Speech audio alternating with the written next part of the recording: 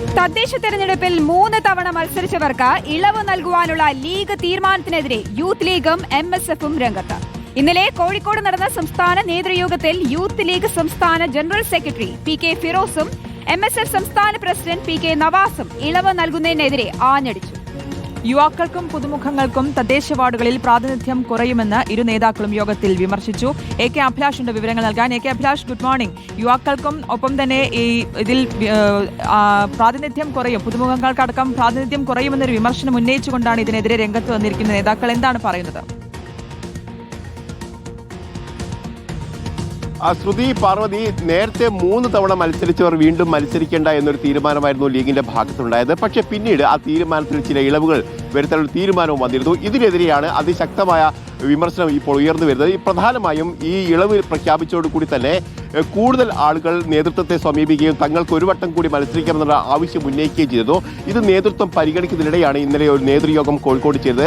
ഈ നേതൃയോഗത്തിലാണ് MSFും അതോടൊപ്പം തന്നെ യൂത്ത് ലീഗും അതിശക്തമായി രൂക്ഷമായ ഭാഷയിൽ ഇതിനെ വിമർശിക്കുന്നത്. അതായത് പുതുമുഖങ്ങൾക്കും അതോടൊപ്പം തന്നെ യുവാക്കൾക്കും അവസരം കുറയുന്നതാണ് ഈ തീരുമാനം എന്നാണ് അവർ പറയുന്നത്. കാരണം നേരത്തെ ഇത്തരത്തിൽ 3 ടേം എന്നുള്ള വ്യവസ്ഥകൾ കർശനമാക്കിയാൽ കൂടുതൽ ആളുകൾക്ക് സ്ഥാനാർത്ഥിത്വം ലഭ്യമാകുന്ന ഒരു സാഹചര്യം ഉണ്ടാവും. അത് പ്രധാനമായും MSFിലെയും അതോടൊപ്പം തന്നെ യൂത്ത് ലീഗിലെയും ആളുകൾക്ക് തന്നെയായിരിക്കും ആ സ്ഥാനം ലഭ്യമാവുകയും ചെയ്യുക. ആ അവസരമാണ് ഇപ്പോൾ നഷ്ടപ്പെടാൻ പോകുന്നത് എന്നുള്ളതാണ് അവർക്കുള്ള ഏറ്റവും പ്രധാനപ്പെട്ട ആശങ്ക. ഇതിന്റെ അടിസ്ഥാനത്തിൽ തന്നെയാണ് ഇന്നലെ PK ഫിറോസും അതോടൊപ്പം തന്നെ PK നവാസ് അടക്കമുള്ള ആളുകളും ശക്തമായി തന്നെ ഇതിനെതിരെ രംഗത്ത് വന്നിരിക്കുന്നത്.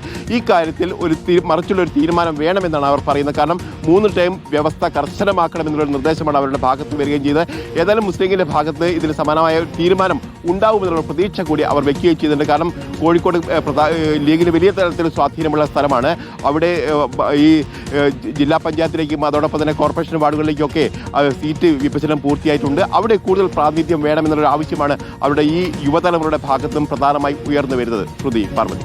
AK അഭിലാഷാണ് വിവരങ്ങൾ നൽകിയത്.